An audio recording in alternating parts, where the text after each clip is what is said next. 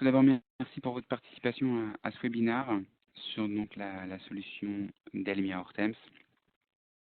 Donc ce séminaire va durer 30 minutes et puis à la fin, on fera avec le chat sous forme de questions-réponses, selon vos interrogations en plus. Je me présente, Jérôme Godefroy, je suis consultant Hortense chez Viative depuis plus de 2 ans. Donc au niveau de la solution d'Almia Hortense, on tenait vous présenter un webinaire vu les conditions exceptionnelles qu'on a malheureusement. On va, pour ce webinaire, passer en revue la partie ordonnancement incapacité finie, donc remettre une définition sur cette partie d'ordonnancement. Ensuite, nous verrons les plans de reprise de l'activité, puisque certaines entreprises ont déjà un peu repris, et d'autres vont reprendre cette semaine, la semaine prochaine. Donc on a besoin justement d'agilité et de pouvoir tester plusieurs simulations de notre production pour les prochaines semaines. Ensuite, on verra la partie collaborative de ce logiciel pour qu'on puisse justement interagir entre départements de l'entreprise, donc que ce soit les achats, que ce soit la logistique, que ce soit la planification, la production. Et puis le dernier point, comme je disais, la partie chat pour les échanges entre vous et moi.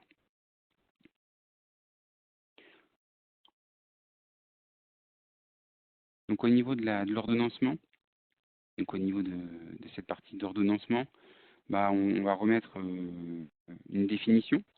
Donc, comme vous pouvez le dire, l'ordonnancement donne un planning qui optimise les opérations, donc les opérations de production au sein d'un OF, au sein d'une gamme, à réaliser et les ressources à utiliser, tant en termes de délai que de moyens. Donc, quand on parle de ressources, ça peut être des ressources humaines, des ressources machines ou toute autre ressource qui peuvent être des outils, etc. Donc là, en fait, nous allons voir les bénéfices du logiciel d'ordonnancement d'Almia Hortense, ce qui va nous permettre justement, pour la suite des choses, comme je disais, d'avoir un plan de reprise de notre production par rapport à notre activité qui est en train de reprendre. Donc dès aujourd'hui, je dirais qu'il est temps d'élaborer son plan de reprise, sachant que, comme je disais, il va falloir vraiment s'adapter très rapidement à la demande. Donc du coup, d'être très agile, on en parlait assez souvent de ce mot d'agilité. Là, je pense que de plus en plus, les entreprises qui ne sont pas agiles vont le payer assez fort, malheureusement. Donc au niveau de ce plan de reprise, ce qu'on peut constater, et ce qu'on va constater ces jours-ci, c'est qu'on va avoir un décalage des délais et annulations de nos commandes clients. Donc on espère tous que ce soit juste un décalage, donc un lissage des commandes et non une suppression, une annulation. On va être touché aussi par rapport à tout ce qui est approvisionnement des matières premières, donc décalage aussi dans le temps, ce qui va du coup perturber notre production. On aura indéniablement aussi de la sous-charge de notre activité par rapport justement à ces annulations de commandes clients ou ces dérapages d'approvisionnement de matières premières. Et puis du coup, comme on sera en sous-charge, il faudra aussi, je pense, penser à pouvoir simuler tout ce qui est relocalisation de la production en interne. Donc de la production qu'on a mis à la sous-traitance, on va peut-être pouvoir en rapatrier en interne pour charger notre production. Voilà au niveau de ces constats. Et puis du plan de reprise. Maintenant, on va directement aller dans le logiciel et pour justement vous montrer des cas d'utilisation pour ce plan de reprise.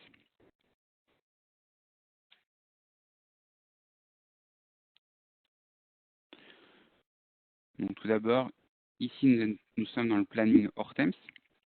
Donc vous pouvez voir, on est sur un Gantt machine, donc sur la marge de gauche, vous avez la liste des machines dans notre parc de la démonstration d'aujourd'hui. Sur la partie de droite, on a les petites étiquettes qui sont en fait représentent nos opérations dans chacun des OF. Donc selon le nombre d'opérations par OF, on peut en avoir 10, 15, 2. Du coup, avec en affichage temporel, d'accord. Donc on est là en affichage maille 2 jours. On peut très bien se mettre en maille jour. Au fur et à mesure, il n'y a pas n'y a pas de souci d'être en semaine. Au niveau de ce Gantt Machine, ce qu'on voit dès le départ, c'est qu'on a une fameuse ligne rouge ici, qui est en fait la date de début d'horizon, donc c'est la date de début de mon planning. Donc aujourd'hui, je produis, et du coup, voilà, mon planning s'est calé ce matin à 6 heures du matin. Hormis cette ligne rouge, on a une deuxième ligne, qui est une ligne verte. Cette ligne verte, en fait, elle permet en fait de figer la planification de ma production sur une période. Donc là, c'est 7 jours entre la ligne rouge et la ligne verte, ce qui me permet en fait d'avoir, durant ce laps de temps, un planning assez figé que j'ai validé la semaine dernière et que du coup, Hortemps, tous les jours, ne va pas modifier. Il va juste faire un suivi sur les opérations que j'ai réellement produites en production. Et par contre, en tant que planificateur ou collaborateur, je vais pouvoir, moi, déplacer ou modifier les opérations qui sont dans cette période ici, figée d'ordonnancement. Et puis après cette ligne verte, nous sommes en dehors de la période figée. Donc là, celle-ci, tous les jours, on relancera un ordonnancement partiel justement pour récupérer les nouveaux OF, supprimer les OF prévisionnels qui n'ont plus lieu d'être. Et puis voilà.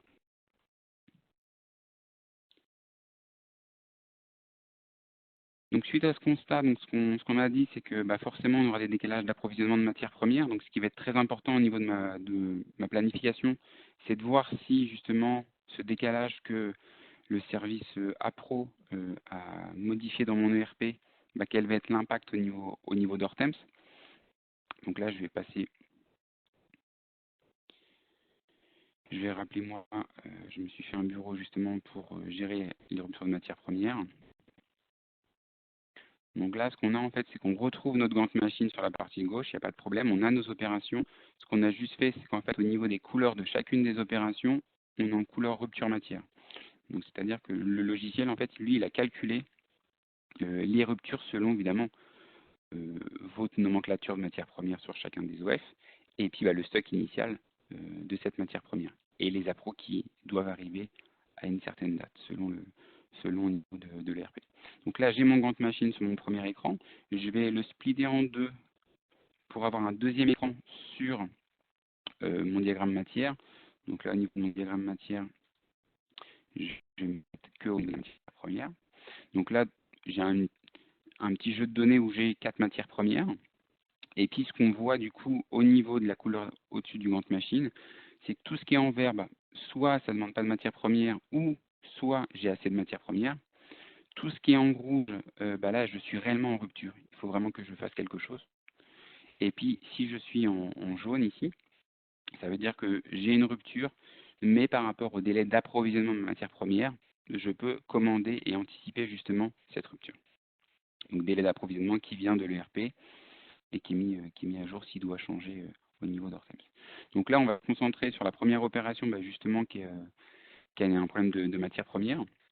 On va justement mettre en évidence cette matière première qui nous pose problème.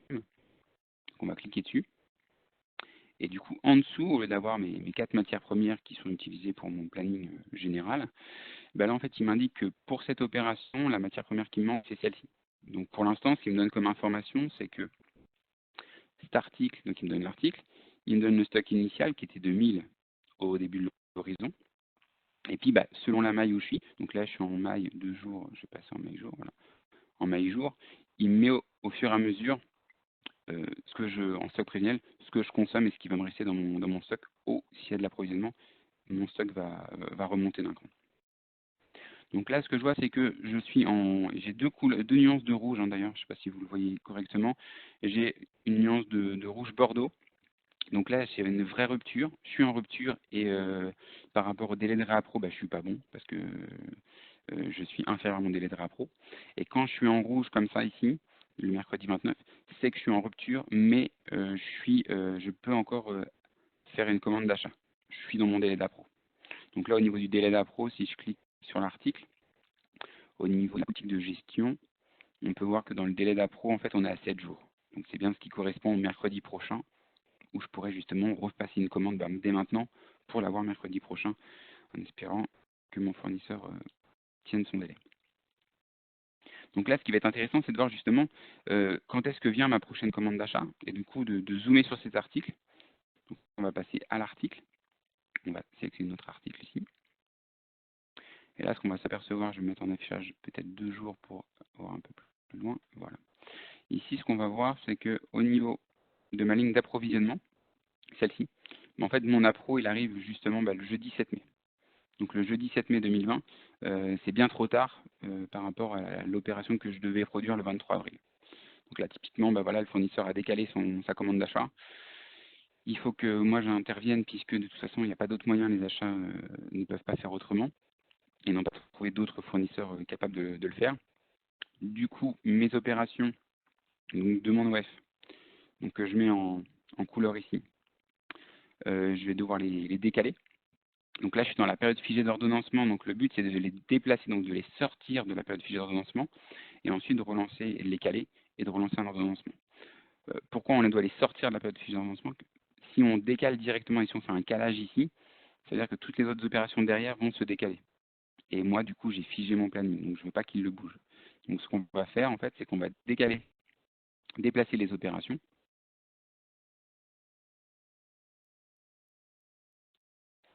Donc une à une, en dehors de la période figée d'ordo. Et ensuite, après, on va caler l'opération qui a un manque de matière.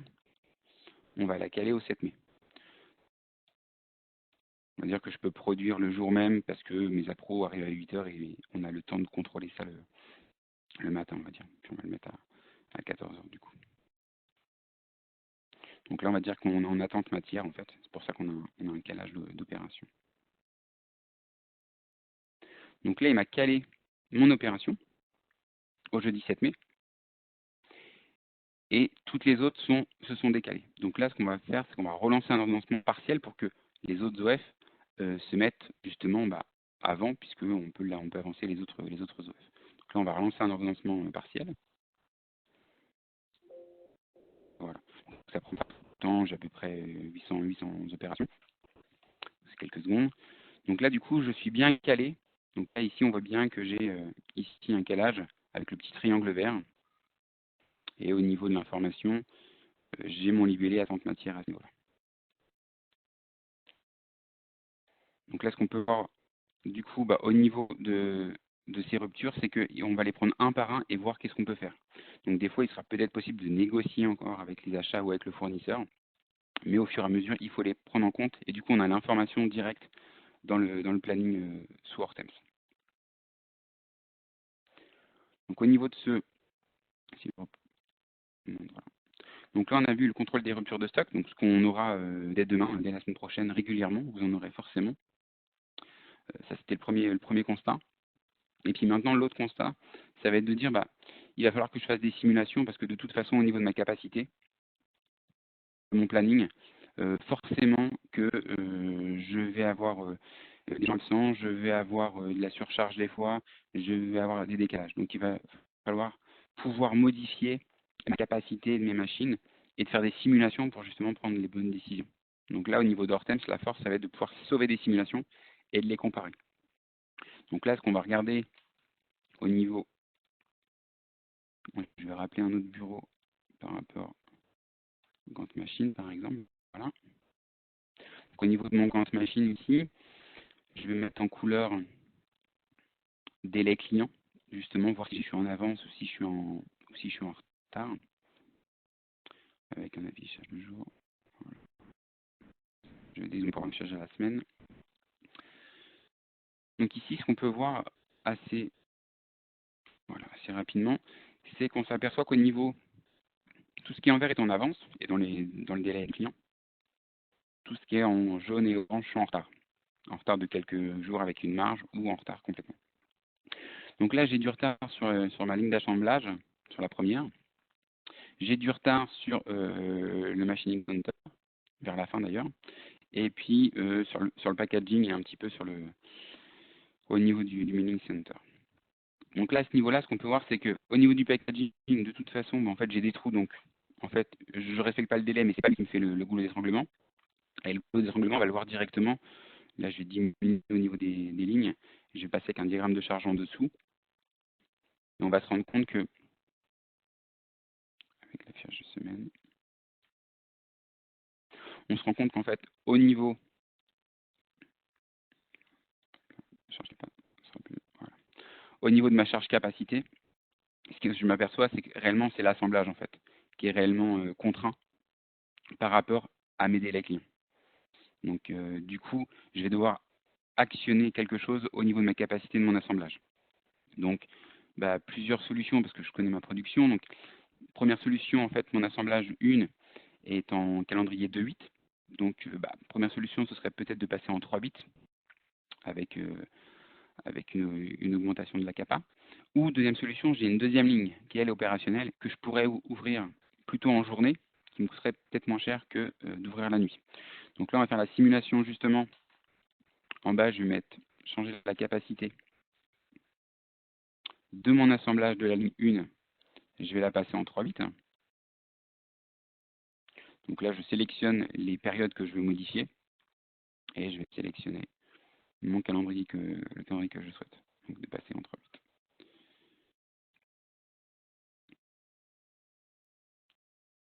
Donc là, augmentation de la capa à cause de surcharge. Voilà. Donc là, une fois que j'ai fait ça, ensuite, après, je dois lancer un ordonnancement partiel parce que j'ai des opérations synchronisées qui peuvent encore peut-être être optimisées au niveau de, l'ordonnancement. Donc là, on va relancer un ordonnancement partiel. Voilà. Donc là, au niveau de mon ordonnancement partiel, je ne vous ai pas montré au tout début, mais on était tout en haut à droite, on a un indicateur, des indicateurs. On avait un indicateur à 68% au niveau de l'encours, donc le planning d'avant. Et là, en passant en 3/8, j'arrive à un taux de service de 97%, ce qui me permet justement de dire oui, je vais respecter plus mes délais clients. Après, forcément, j'ai un surcoût au niveau de ma capacité. Donc là, cette première simulation, on va la sauver pour ensuite pouvoir la comparer. Donc là, on va dire qu'on était en 3/8 sur l'assemblage 1. Voilà.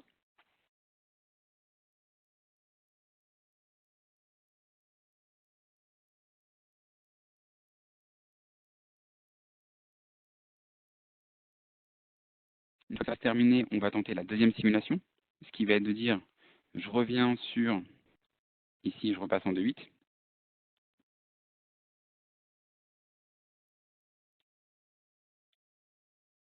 Et par contre, ce que je vais faire, c'est que je vais ici relancer ma ligne 2, juste en 1/8 en journée.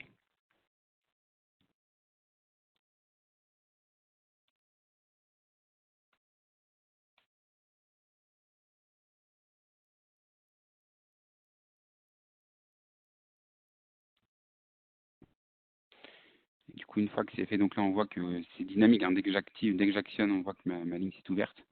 Je relance l'ordonnancement partiel. Voilà. Et donc là, ce qu'on voit, c'est qu'il a utilisé cette ligne 2 et j'arrive avec un taux de service de 93%. Donc je sauve aussi ma simulation, la deuxième simulation. Assemblage 2.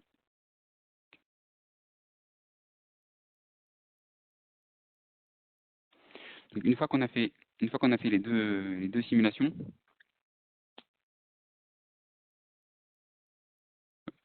je vais refermer celle-ci pour revenir sur l'encours d'avant. Voilà. Tac.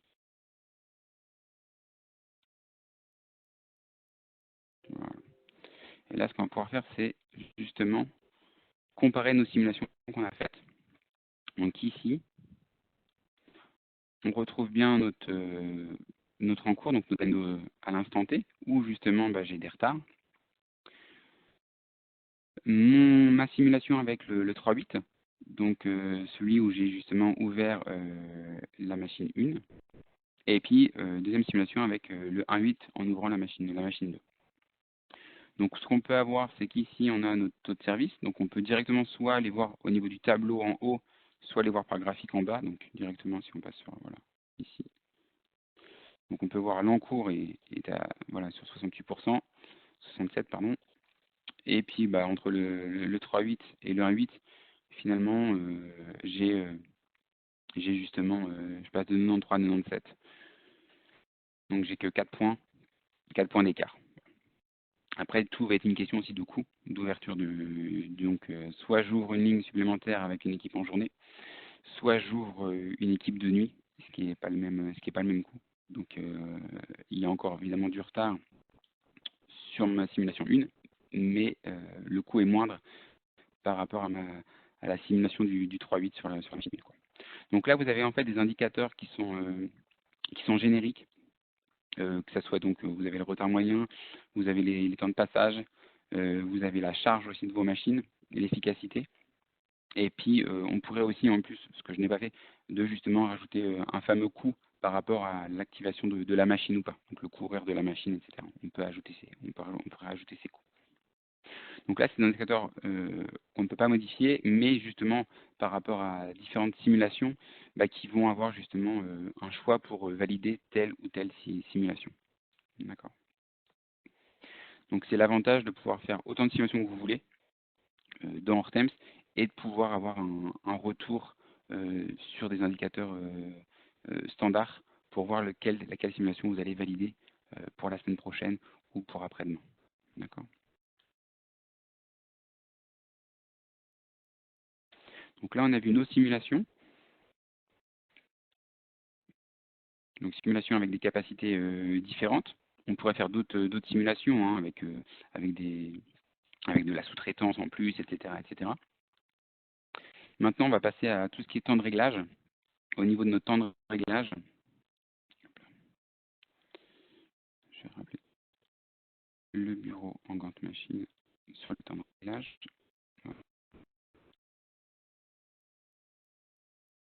Donc au niveau des temps de réglage, les temps de réglage, donc je vais agrandir un petit peu ici, on va se concentrer. Voilà, voilà. Tac. Si on prend sur la machine la reading, les temps de réglage, en fait, c'est les petits rectangles qui sont bas. Donc si on se met à la journée, un peu plus, on va agrandir encore. Voilà. Ici, en fait, ce qu'on voit, c'est ici, j'ai mon temps de réglage, ici, et juste après, j'ai ma durée de mon opération. Les temps de réglage au niveau d'Ortex, ils ne sont pas fixes contrairement dans le RP. C'est-à-dire que le temps de réglage va dépendre de l'opération que j'ai juste avant l'opération suivante. Donc, quand je clique dessus ici, je vais pouvoir voir justement quel était, donc là j'ai deux paramètres, c'est mes deux paramètres. J'ai la valeur de départ, donc je passe de flat à conique au niveau de la valeur d'arrivée, et puis là je reste en standard au niveau du type de finition. Donc du coup là j'ai un temps de réglage que j'ai mis dans Hortemps au niveau temps constant, qui est d'1h30 quand je change de type. Donc là, Hortemps, selon les déplacements d'opération que l'on fait, il va toujours calculer ces temps de réglage. Donc si je déplace ici, si je déplace celui-ci juste avant, non juste derrière on va dire, là du coup celui-ci on lui a enlevé le temps de réglage. Si je le remets là, il va être mis ici. Donc c'est dynamique. Dès qu'on fait des déplacements d'opération entre machines ou sur la même machine, Hortemps recalcule les temps de réglage par rapport à vos paramètres. Donc là, ici, au niveau des paramètres, ce qu'on appelle, c'est des paramètres d'article. Donc au niveau, on va dire, de tout ce qui est usinage, on va dire que ça peut être la matière, ça peut être la forme, ça peut être l'article qui est du coup par rapport à la programmation, par rapport au contrôle de cette pièce. Et au niveau des couleurs opérations, justement, on peut mettre justement ces paramètres. Donc là, j'ai mis le paramètre finition, on voit qu'il est identique entre ces quatre opérations. Et puis bah, le paramètre wheel type qui est lui différent sur la quatrième opération. Donc c'est bien ça la force d'un ordonnancement, c'est que réellement le but aussi c'est vraiment d'optimiser vos temps de réglage. C'est-à-dire que vous avez des temps fixes au niveau de votre ERP et on va devoir les saucissonner justement ces temps fixes en temps de réglage variable selon l'opération que j'ai juste avant sur la machine.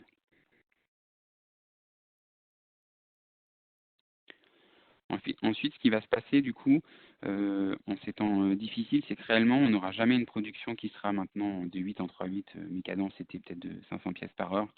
C'est pas possible puisqu'il va falloir qu'on joue qu'on transforme la production avec les gestes barrières, de rajouter on va dire du confinement à l'intérieur de la production. Donc ça va prendre du temps. Et initialement, quand on sera en 1.8, on ne va pas produire 8 heures. Donc on ne va pas avoir des cadences comme d'habitude.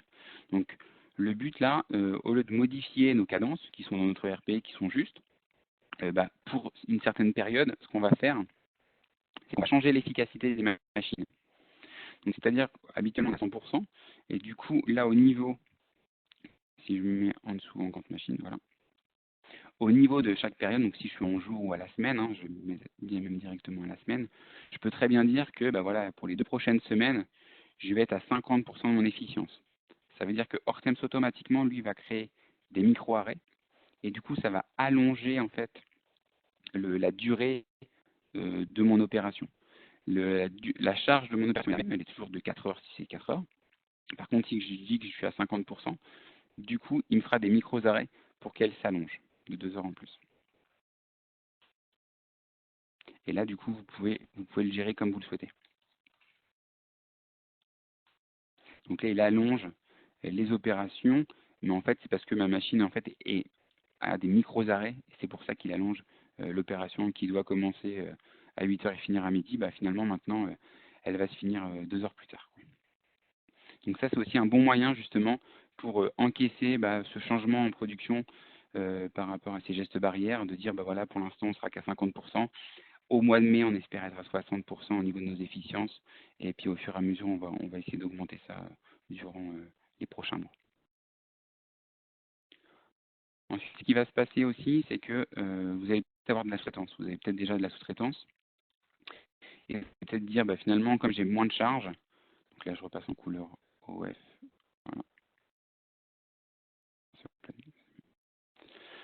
Donc ici, en fait, au niveau de notre grande machine, on a aussi géré notre sous-traitance ici. Donc on a un niveau de sous-traitance. Et on voit que j'ai qu'une charge en semaine 7. Donc évidemment, après, il faut connaître ce qu'on a dans cette partie de sous-traitance. Donc au niveau de cette sous-traitance, voilà. Donc là, je vois, il me donne directement ici mes OF. Là, j'ai qu'un OF pour la sous-traitance qui me charge 500 pièces. Donc là, je suis en quantité pièces. Je pourrais être aussi en heures, hein, s'il le fallait. Et là, du coup, je vais me dire, comme je connais, en fait, j'ai peut-être une autre version qui met que ma production, je peux la faire en interne. Donc là, ce que je vais faire, c'est qu'au niveau de mon gant machine, je vais rester avec ce gant machine, mais en dessous, je vais passer en gant OF. Et je vais aller récupérer mon OF, donc celui-ci. Voilà. Actuellement, celui-ci, non, c'est pas celui-ci, pardon. Alors, je vais le prendre plutôt au-dessus. On va aller voir sur le diagramme de charge directement. Au niveau de la sous-traitance, ma capacité, ma charge, voilà. Donc ça, c'est le nouvel OF, ok. Donc c'est le new, voilà, le grand OF. Je vais le chercher un petit peu. Je ne retrouve pas mon new. Alors où est-ce qu'il s'est mis? Il s'est mis à la fin, voilà.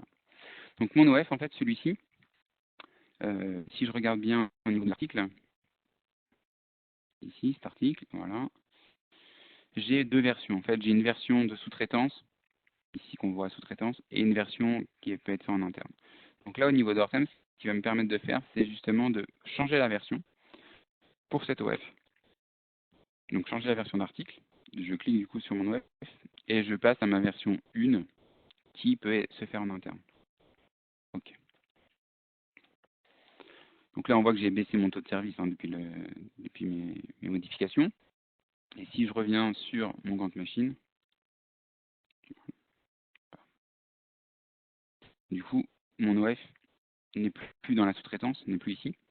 Alors après, je pourrais le filtrer pour qu'on puisse voir où est-ce qu'il l'a mis réellement. New. Donc il est posé ici.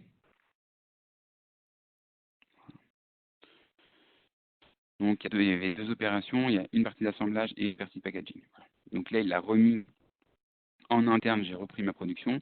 Et après, du coup, comme je l'ai mis dans ma période de fiche, je vais pouvoir relancer un ordo pour la suite partielle, par la suite, pour revoir qu'est-ce qu'il peut optimiser. Donc là, je l'ai fait en automatique, le changement de version. Après, on est capable justement de le décaler en dehors de la période figée pour pas qu'il me monopolise et qu'il me pose souci dans ma période figée.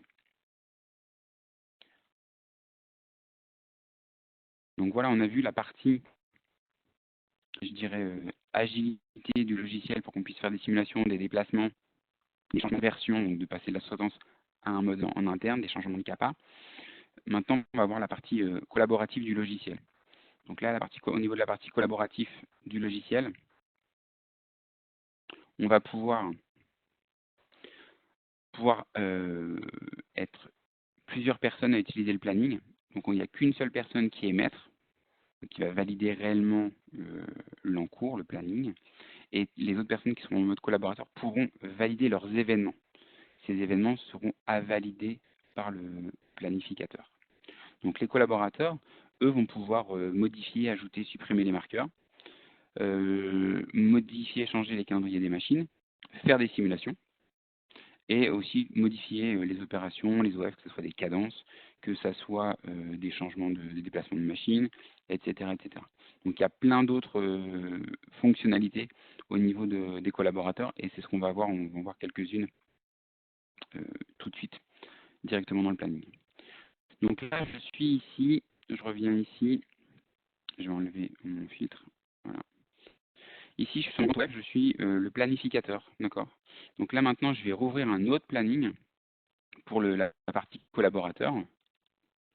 Donc on va dire que je suis le collaborateur ici, voilà. Donc j'ouvre le même planning, mais en mode collaborateur. Donc ce qui va changer, c'est que je ne vais pas avoir la disquette pour enregistrer. Donc la disquette ici, je n'ai pas la disquette puisque au final, je ne peux pas enregistrer le planning, mais je vais pouvoir valider mes modifications dès que je vais avoir fait des modifications. Donc là, ce qu'on va juste faire, c'est qu'on va juste modifier au niveau ici, on va juste changer le fond d'écran. Voilà, juste ça, okay. On puisse bien voir la différence. Voilà.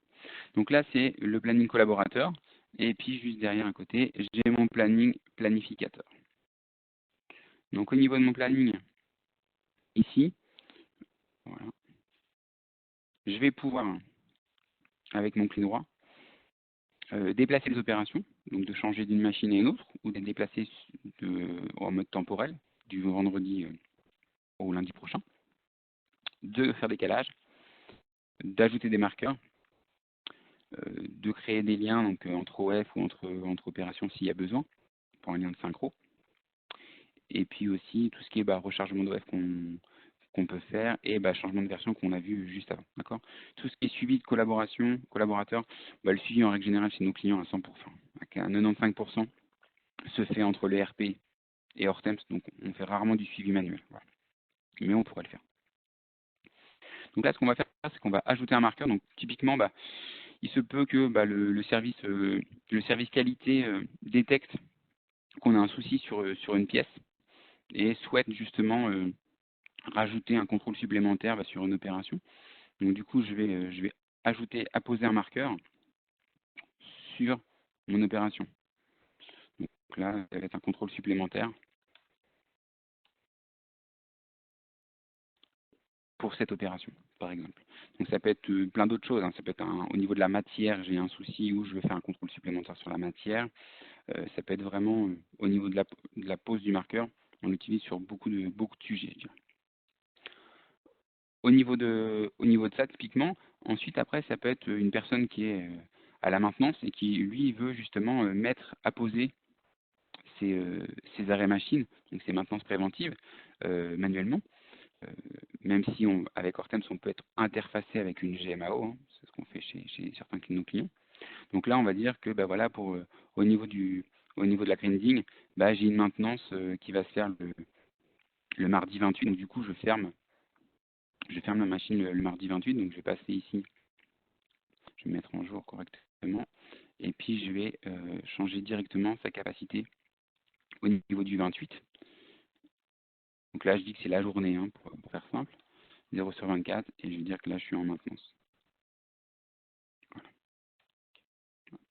Et une fois que j'ai fait mes modifications, je vais devoir valider les modifications. Donc, voulez-vous valider? Bah oui, je veux bien. Voilà. Je reviens sur mon Gantt machine. Donc là, typiquement, je vois bien ici mon marqueur rouge. Et puis, je vois bien aussi bah, que j'ai un changement de calendrier qui est ma maintenance. Et comme je vois que c'est assuré sur le fond, ici, du coup, ma machine ne fonctionne pas, est en arrêt le mardi 28 avril. Donc là, maintenant, je rebascule sur le planning du planificateur, celui qui peut valider. Donc celui-ci a son planning comme tout à l'heure. La seule différence, c'est qu'en bas à gauche, ici, on a une couleur qui était différente. Tout à l'heure, elle était noire. Là, elle est, on va dire, marron-orange. En cliquant dessus, ça va me permettre, donc là, c'est une alerte hein, pour le planificateur. Il va cliquer dessus. Il va pouvoir voir les différentes modifications que le ou les collaborateurs ont réalisées. Donc, comme on a dit, hein, toutes les fonctionnalités qu'on peut faire par rapport à un collaborateur. Et là, on va être capable soit de valider en totalité, soit de dire, bah, finalement, celle-ci, je ne la veux pas. Le calendrier spécial, la maintenance, je ne la valide pas. Et puis, je valide que la partie ajout de marqueur. D'accord? Donc là, on fait vraiment ce qu'on veut. Donc, soit on ajoute, soit on supprime, soit aussi on peut retarder. Suspendre, c'est-à-dire que bah, pour prendre ma décision, peut-être que j'ai besoin d'aller consulter mon ERP, etc. Et du coup, je vais prendre la validation, je la ferai un peu plus tard, ou le refus, je le ferai un peu plus tard. Là, ce qu'on va faire, c'est qu'on va tout accepter pour qu'on puisse voir le visuel. Donc, on va appliquer. Donc là, ce qu'on voit maintenant, si on se remet un petit peu mieux, voilà ici. Donc là, je vois bien mon marqueur. Je vois bien mon marqueur. Et au niveau de mon infobulle, je vois justement ici le message de mon marqueur qui est le contrôle supplémentaire. Et puis là, je vois bien ma maintenance qui est bien sur la machine, sur la vending, le mardi 28. Donc ça, c'est vraiment des choses qui sont de plus en plus utilisées parce qu'on ne travaille pas seul avec un planning. On travaille avec d'autres services et justement d'autres services peuvent communiquer ensemble grâce au, grâce au planning, avec avoir le même planning de production dans les dans les différents services. Donc ça, c'est pour la partie collaborative. On dépasse un petit peu le temps, je suis désolé. Et il nous reste un dernier point. Donc ça, on a vu. Voilà. La partie URL aussi, ça permet aussi de partager de l'information. Donc au niveau, je pense que je l'ai peut-être là, ici. Voilà. Tac. Ok. Donc au niveau URL, vous allez pouvoir apposer une URL, que ce soit un chemin Windows, que ce soit un HTTP, que ce soit à partir d'une GED, hein, etc. Donc on va justement pouvoir avoir cette information et cliquer dessus. Donc l'URL peut se faire soit à l'OF, soit à l'article, soit à la gamme. Et du coup, bah, là, ça m'ouvre un dessin en fait, de la boîte de vitesse. Donc du coup, on peut vraiment justement avoir le bon plan, euh, la bonne procédure pour la gamme ou pour la production. Voilà. J'en ai fini par rapport à ce que je voulais vous montrer aujourd'hui. Je ne sais pas si maintenant vous avez des questions pour échanger ou des questions plus internes, je dirais, par rapport à votre production chez vous. Je vous propose d'utiliser le chat si vous avez des questions pour pour que je puisse les lire. Et puis bah du coup y répondre. Donc on se donne on va dire maxi 10 minutes pour l'échange du chat. Je vous laisse écrire. Euh, et puis ce qu'il ne faut pas oublier non plus du coup, c'est que si vous souhaitez par la suite au niveau d'avoir une présentation, on va dire euh, plus poussée, on est disponible justement pour ça, hein, on est là pour ça, donc on peut tout à fait faire une démonstration plus poussée pour vous. Prendre une demi-journée. Et puis bah, en plus, au cas où, si vous avez vraiment besoin de faire une démonstration par rapport à vos données, il est tout à fait possible. On a des fichiers type modèle pour justement que vous avez à remplir pour justement faire une démonstration avec vos données. Donc, un minimum de données avec un volume restreint évidemment. Hein. C'est de mettre toute la production complète sur un an. Mais ça peut vous donner aussi un aperçu visuel et c'est des fois plus facile de discuter avec vos données pour vous. Donc pour l'instant, on n'a pas de questions. J'espère que j'ai été assez clair pour tout le monde. Donc le chat, il est juste à droite. Hein, donc je ne sais pas si vous avez tous l'info. Donc là, je continue du coup, comme il n'y a pas de, comme il n'y a pas de questions. Ce qu'il faut savoir, c'est qu'aujourd'hui, on a vu la partie, l'un des logiciels d'Elmia Hortems, donc qui fait partie du groupe Dassault. Là, c'est le logiciel qu'on a vu, c'est le logiciel d'ordonnancement. Il faut savoir que il y a un deuxième logiciel qui, lui, est pour du lissage de la charge, donc est plus orienté initialement pour du PDP, ou alors parce qu'on ne souhaite pas avoir un séquencement fin, mais juste une vision que la semaine prochaine, je vais avoir tous ces OF qui vont passer sur telle et telle machine. Donc on a aussi la partie lissage de charge, donc un deuxième logiciel, et on fera justement certainement un deuxième webinaire courant mai sur ce deuxième logiciel.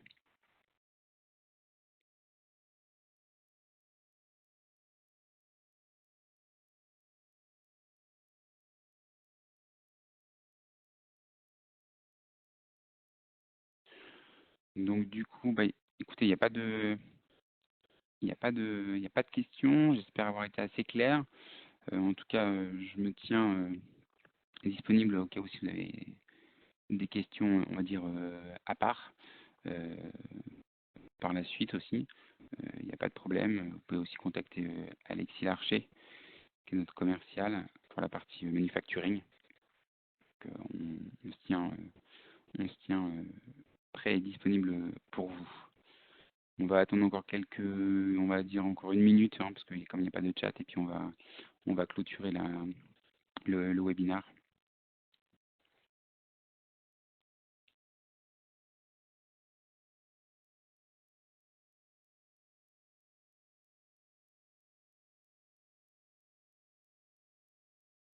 Après, ce qu'il faut savoir aussi, du coup, avec Horsems, c'est que Horsems est déployé partout dans le monde. Donc, si vous souhaitez aussi, avant de vous investir, vous souhaitez faire une visite d'entreprise où ils utilisent Horsems, on peut aussi vous organiser ça, justement. Donc, revenez vers nous et puis, selon votre secteur d'activité, si c'est de l'usinage, euh, si c'est de l'électronique, etc., on peut vous trouver des clients au plus près de votre activité pour justement que ça soit percutant cette visite et puis ça vous éclaire sur la façon de travailler avec Hortems de tous les jours, je dirais. Bon, très bien. Mais écoutez, on va clôturer le webinaire. Merci encore à tous. Et puis, on vous renverra une invitation pour pour l'autre logiciel, la partie lissage de charge, la partie MP, comme on appelle chez Dalmia Hortems. Merci beaucoup. Au revoir. Bonne fin de journée.